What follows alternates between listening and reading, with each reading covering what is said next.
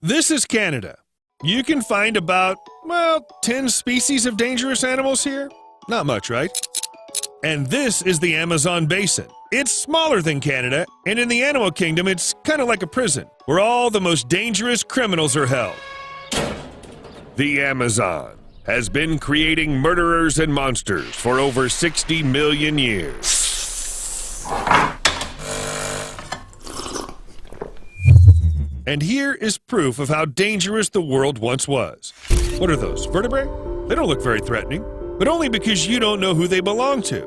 Whoa! An anaconda is capable of swallowing a whole alligator, a cow, or a human being. Now imagine what a monster that is much bigger can do. A few million years after that meteorite hit the Earth, the Titanoboa, the largest snake ever found, appeared in what is now Colombia. Titanoboas could grow up to 41.9 feet in length and reach a weight of 2,502 pounds. This giant snake was 5 times bigger than the largest alive today. Living in the rainforest, these snakes had every right to choose any menu they wanted. Ancient turtles? Why not? Ancestors of crocodiles? Give them some. However, despite their size, the Titanoboa seemed to have eaten fish. I can't even roughly estimate how many fish such a giant needed to feed on. That's a lot of fish.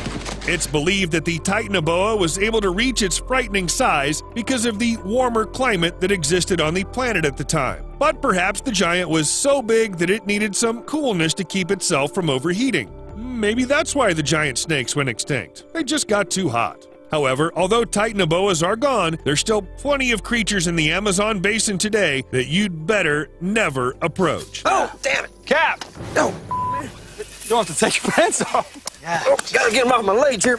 1 out of every 10 species known to science lives in these rainforests. It's home to the largest collection of plants and animal species on our planet. Absolutely insane numbers. Millions of species of insects, thousands of birds and fish, hundreds of mammals, amphibians, and reptiles, and too many here can be deadly to humans. There are about 100 species of poisonous frogs in the Amazon forest alone, some of which can kill you with a single touch.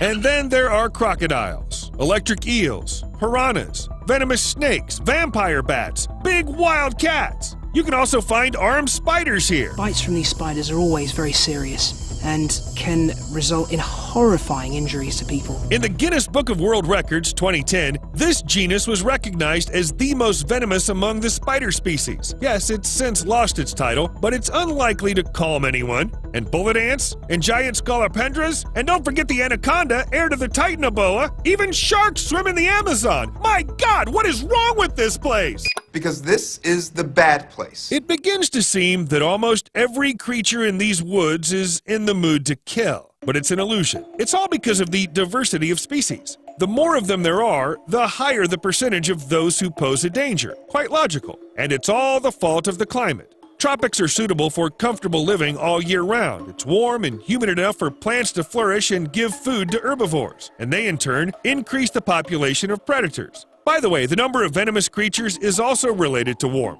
There are only 4 species of venomous snakes living in Canada, which I've already mentioned. They just don't like the cold and getting not enough food. The snake came from there. I'd never seen, ever, a snake track in the winter. Let me show you how it works. Speaking of Titanoboa, it's a good time to bring up another prehistoric monster that's on everybody's radar. The megalodon lived much later, but lived in most parts of the world's oceans. However, the monster didn't like the cold and liked the abundance of food. Who, anyway, can blame it for that? There's no point in living where you can starve to death, especially when you're a giant shark. If you look at a map, it's clear that the megalodon had favorite regions. Apparently, there was enough food and the climate was nicer. But when it comes to events that occurred several tens of millions of years ago, the question arises, why did the scientists even assume that everything happened that way? One can assume anything. However, the theories are supported by findings, and it's difficult to argue with such evidence. Even if the tooth of a megalodon is suddenly found in the middle of the desert. Wait, what? Oh my God! Look at the size of this thing! You're not saying that a giant shark just put itself ashore, crawled for hundreds of miles, and then died, leaving behind only a couple of teeth? The whole point is that the world is changing. The world is changed.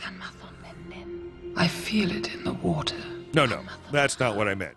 Since the formation of our planet, the continents have come together and gone apart so many times that we can make a separate video about it.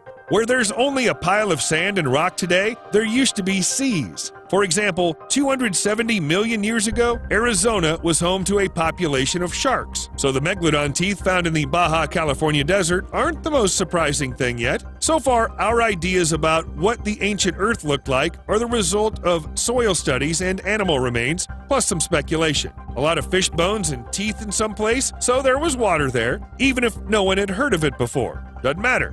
Any find can be a discovery, or a fabrication. In 1869, 2 American laborers hired by a man named George Hull to dig a well discovered a 10-foot-tall fossilized man in the ground. The find was so shocking to ordinary people that they were willing to pay just to look at the ancient giant. Scientists said many times that it was just a fake, but that didn't stop George Hull from selling the remains. He got about $460,000 in today's dollars for the find, and then admitted that the man was made of plaster. He aged the sculpture with stains and acids, created pores in the skin with knitting needles, and then buried the giant. The preparation for the hoax cost George Hull a modern $50,000, a very profitable investment in people's desire to believe anything. I don't believe it. That's the skull of Goliath. It may seem that people were so easily fooled, but let's be honest. Some people love the unexplained, the mysterious, and the frightening. When they find a dead cow, they won't think it was killed by some predator or a man. No, it's better to find a mystical trace in such stories and blame it on aliens. I know exactly who did it.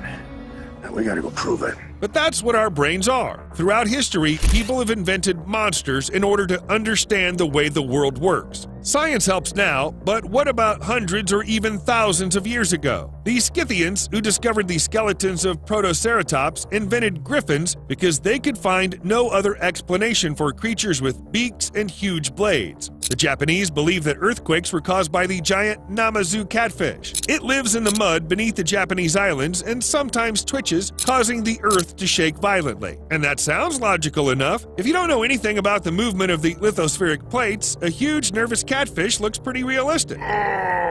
The more educated people are, the more likely it is that they won't believe the stories about some shapeshifter pig, but they're more likely to be seriously frightened by a story about an elusive, violent criminal. Because, you know, criminals are more real. Also, legends depend a lot on the region. If you live in New York City, stories about crocodiles in the sewers are very familiar to you. But what is there to be afraid of for people who live in the Amazon jungle, for example? Crocodiles are common to them, unlike the complex system of sewage pipes, so the locals scare their children with other fiction, such as about a wild, cruel tribe that no one's ever seen.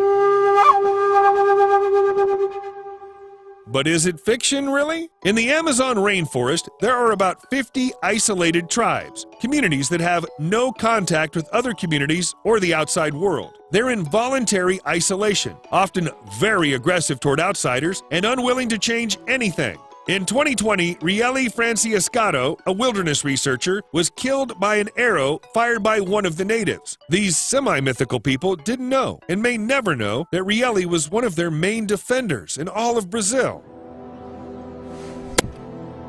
But let's not get sad. Let's go from the rainforest to Scotland, home to one of the most famous fictional monsters. Welcome to Loch Ness. The famous Nessie has been called many things: an eel, a giant catfish, even a plesiosaur who lived. But another version has recently emerged: a whale. Or rather, a whale fragment, using which, well, you can carry on the line. This idea was suggested by James Felton, and if you want more information, Google it. YouTube doesn't really like that kind of intimate details. Well, if you find it strange that the legends of the Loch Ness Monster are still told today, in spite of all the scientific advances, it's simple. Nessie's a real treasure trove for tourism. Those wishing to see the creature come to the lake every year. Once you've seen it, you'll believe there's something there. Definitely. Such big mystifications sooner or later turn into money. And they're not forgeries of archaeological finds, which can cost a fortune. I'm not kidding. Crooks could very well make a couple of $1 million on an allegedly ancient statue. Not to mention how much dinosaur bones are valued at. Yes, not only museums, but also private collectors buy them. A $3 million Stegosaurus skeleton? How about that? And a couple of smaller lizards for $2.9 million? Probably on sale, right? An Allosaurus for $1.4 million. These are all real numbers, and just imagine how much fraudsters can make on such fakes, especially since people are willing to believe anything. Shut up and take my money. Okay, people just love to believe the unbelievable. This, by the way, is what the creators of viral videos, which often turn out to be promotional videos, do. It's been Surely you must have seen Evan Longoria catch a ball with his bare hand during an interview. To date, the video has over 10 million views, and few have noticed that there are the Gillette logos to the left and right of the athlete's head. Yes, it's just a commercial. But the video about the snowboarder and the bear, which by the way has 14 million views, was created for those very views. If you think about it, how is it different from that plaster statue of the giant? We'll see you later.